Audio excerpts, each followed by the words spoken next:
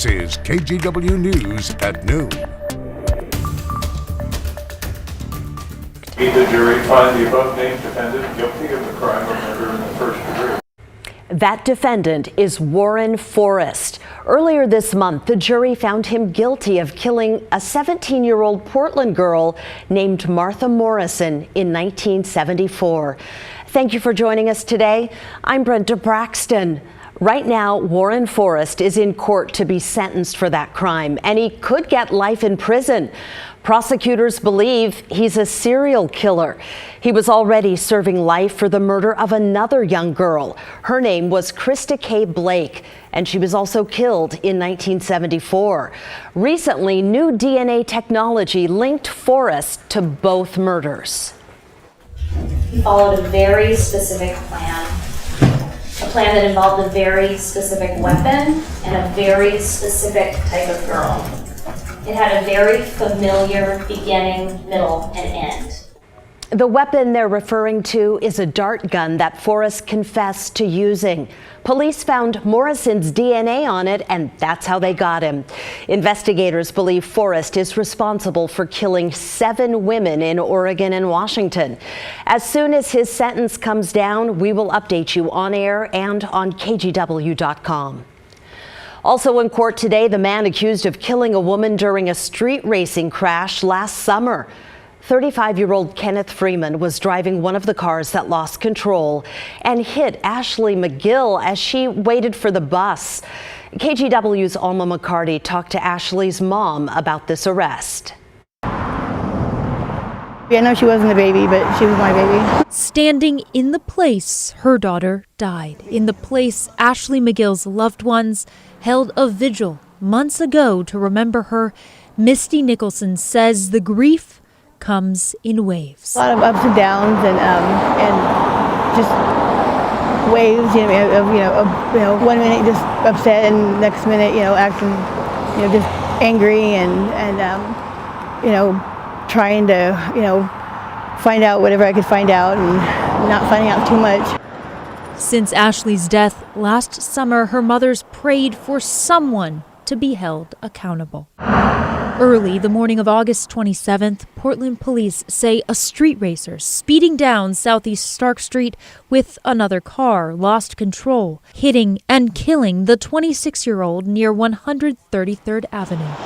Ashley was simply waiting for the bus at the time. What maybe seemed like fun for a few seconds could be life-altering. On Thursday, officers arrested and charged Kenneth Freeman with manslaughter. To start it healing, possibly after we have to see what happens with it. But Nicholson has spent months waiting for answers. She said she was told Freeman would turn himself in after an indictment in late November. I don't think he's a cold-blooded killer. I don't.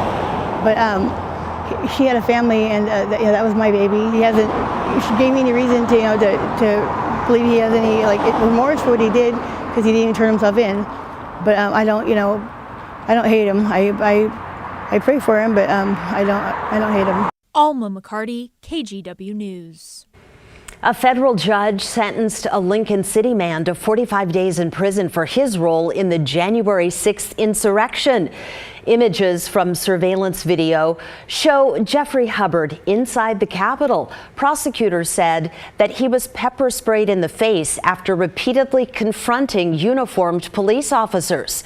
In November of last year, the 47-year-old pleaded guilty to 1 count of parading, demonstrating, or picketing. In all, the FBI and Justice Department have arrested 9 people from Oregon and Washington for taking part in the Capitol riot. Real quick, a heads up for PGE customers. It's asking for another rate hike. If the Public Utility Commission okays it, it would be a 14% increase next year. That's on top of the 7% increase that recently went into effect. PGE says it needs this new increase to offset inflation, extreme weather, and maintenance costs. Okay, we are heading into the President's Day weekend, and Roger, watching the radar. What does it show? You know, when I started today, I had no intention in showing the radar at noon, meaning I thought we'd be dry, but here we are. This was earlier this morning a pretty good surge of moisture that was all the way up into Seattle. It's a weakening push of cooler air, but it is holding together somewhere, as you can see, and it's continuing to drop southward. So here's what's going on right now. If you get south of Portland, you actually have generally partly cloudy skies. We've actually opened up some sun breaks in Portland as well. But look up here in Clark County. There's Salmon Creek, some very light rain. There's Battleground after seeing some decent showers. Scappoose looks like they've had at least a trace of rain. Now this looks like it's going to be fizzling out, but I will tell you there's also reason to believe that we have at least a chance of a shower overnight tonight, at least a chance of a shower tomorrow morning. Here's the Rose City camera. If you look up at the corners, you can see some breaks in cloud cover, 47. That's a shower being reported up along the Columbia River.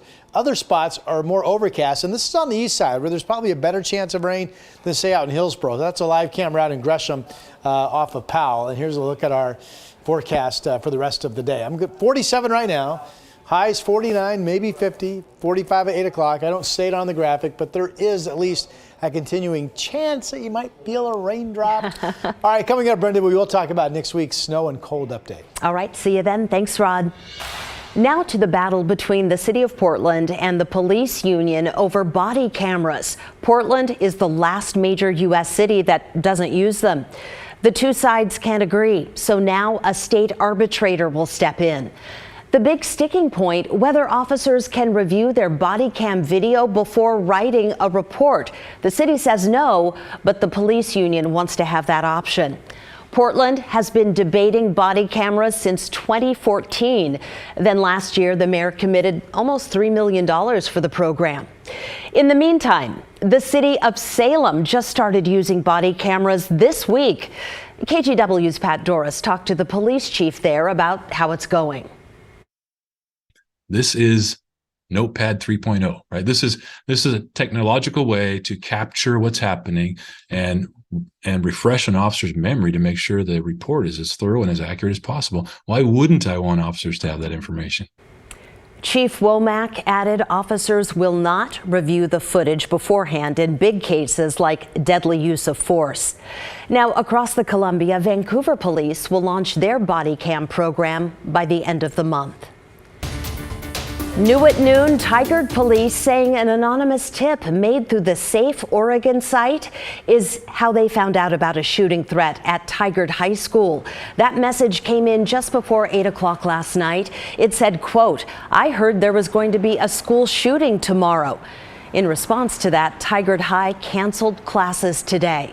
Police told us the threat may be connected to a big argument between students as school let out yesterday.